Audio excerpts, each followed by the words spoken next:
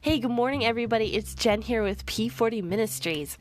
So I hope that you stay tuned because I have my podcast microphone completely set up and all that good stuff, and it sounds great, but I'm not quite there yet with allowing you guys to hear it yet. I'm just working out the administrative kind of details and trying to find a new host platform and all that stuff. So stay tuned as I am working on all that. I hope to get it all fully up and running by next week. So we are in Matthew chapter 5 today, verses 38 through 42. I'm going to be reading out of the WEB version of the Bible. You've heard that it was said, an eye for an eye and a tooth for a tooth. But I tell you, don't resist him who is evil. But whoever strikes you on your right cheek, turn to him the other also. If anyone sues you to take away your coat, give him your cloak also. Whoever compels you to go 1 mile, go with him 2. Give to him who asks of you, and don't turn away him who desires to borrow from you. So I remember saying a few episodes back that I hope you guys noticed that Jesus starts out each paragraph by talking about something different from the Old Testament law.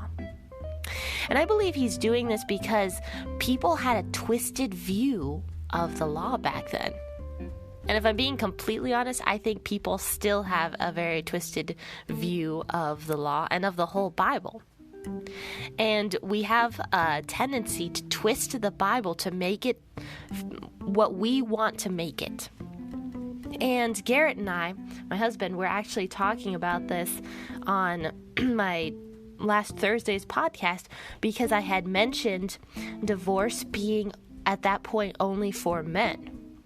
And he came to me with a concern, and he's like, Jen, you didn't bring that to a modern day kind of aspect and view. You kind of only talked about it from back then, but what was Jesus telling us to do?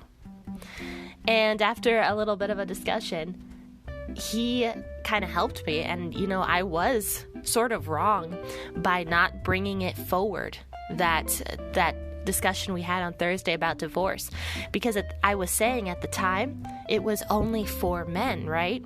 And that may have been true, but going forward, that's also for women, because women now have the right to, I should say, it's not exactly a right, but women have the right to divorce their husbands now, whereas back in Jesus's time, women did not have that right.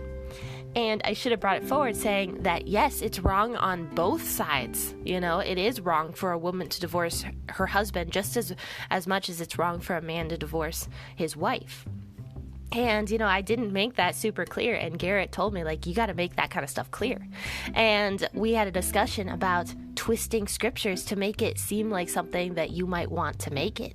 But going back to what we're talking about today, many of the things in the Old Testament law, the Jewish community just didn't get right because they were twisting it and they were getting it wrong. And that is because, firstly, they were extremely legalistic. Now, legalism is defined by dictionary.com to mean excessive adherence to a law or formula. So the religious leaders at the time, or the Pharisees, would often twist these laws and make them just too hard for the people to follow, because the Pharisees were the ones who interpreted the Old Testament law for the people. And it was just very religious, very practiced, ridiculous twistings of the law that these Pharisees would do. And they would force these people to follow it. And people couldn't adhere to it because it was absolutely ridiculous. It was just too much. And there are so many tiny little rules and regulations that the Pharisees would put into place saying that, this law is interpreted this way, so you better do this, this, this, and this. And these people just couldn't handle it. It was too hard for them to follow these crazy rules and regulations that weren't even in the law to begin with, really. But Jesus is saying here in verse 38, you have heard that it was said, an eye for an eye and a tooth for a tooth. And yes, that is in the law, and that is from Exodus 21, verse 24. But that law was put into place because God was preventing people from hurting each other. So, for example, if a person maliciously hurt another person and knocked out that person's teeth, maliciously.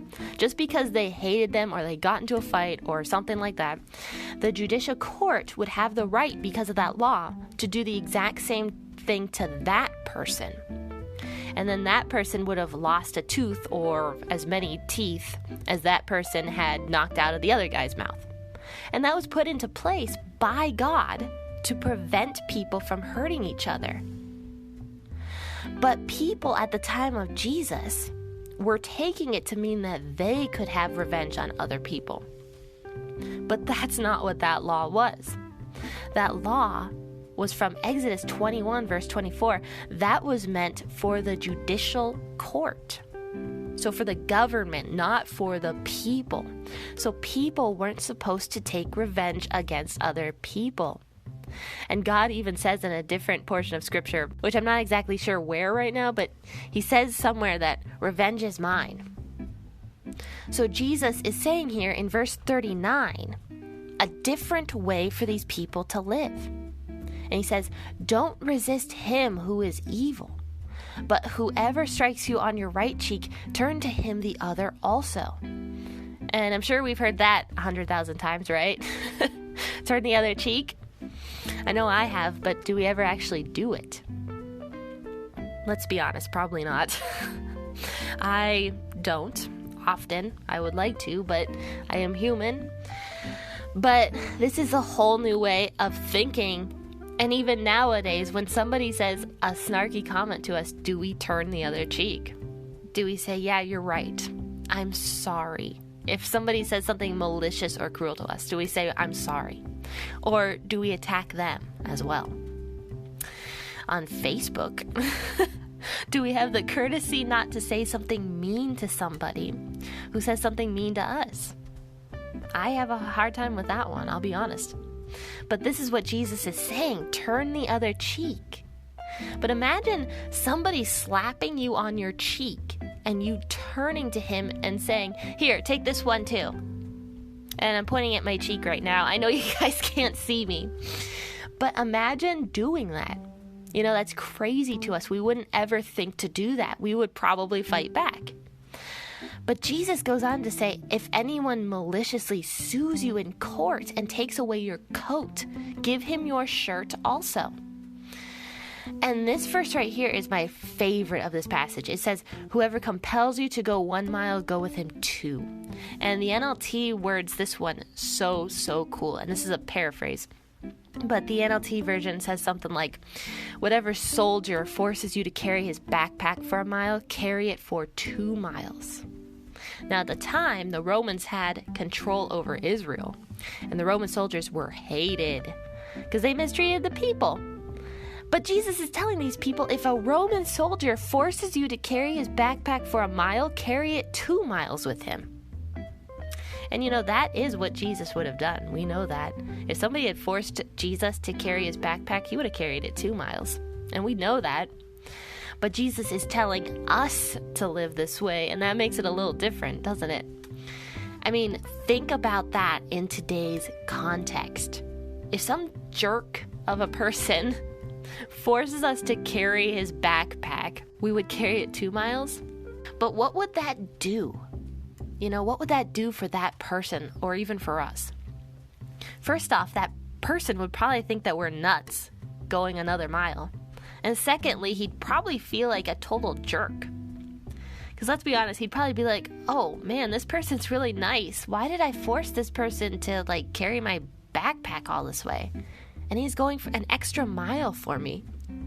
So what would that do for him, you know? That would give us the opportunity to witness to this person because you have one-on-one time with him as you are carrying his backpack for those miles. And this is how Jesus is teaching us to live. And I don't think that Jesus is saying here that we need to be complete pushovers and just let people walk all over us.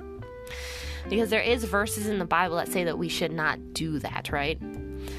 But an unbelieving person, if you held no resentment in your heart towards them and they were doing these things to you and you loved them instead, what would that do for them? And you know, we have to think about it that way. Not to be complete pushovers, but not be angry at other people for persecuting us or treating us a certain way that we feel like we shouldn't be treated, but rather loving that person and saying, I forgive you, here, have my coat as well. You're going to take from me, but I'm going to give you more because I love you and I am a follower of Jesus Christ. And then in verse 42, it also says, give to him who asks of you and don't turn away him who desires to borrow from you. So we haven't gone over the lay up for yourselves treasures in heaven verse yet. I think that's actually in Matthew 6, so we're going to get to that one. But this verse in 42 is the same thing. It's saying, don't lay up treasures for yourself here on the earth, but in heaven. And the stuff that we have right now on this earth is temporary. And if somebody else needs it and needs to borrow from you, we need to love that person and to be generous. So this is just more about Jesus' preaching, loving your enemies and loving people who mistreat you. When he is saying this in verse 42, give to him who asks of you. So I hope that you enjoyed this episode today. I had trouble speaking today. I don't know why. My voice is just super dry or something. So excuse me for that. But I hope that you join me again at 6:30 tomorrow morning for another podcast episode out of Genesis. Definitely stay tuned for my new microphone. I'm so excited about it, guys. It sounds so good. But until then, I'm going to ask that everybody has a wonderful day and happy listening. Bye.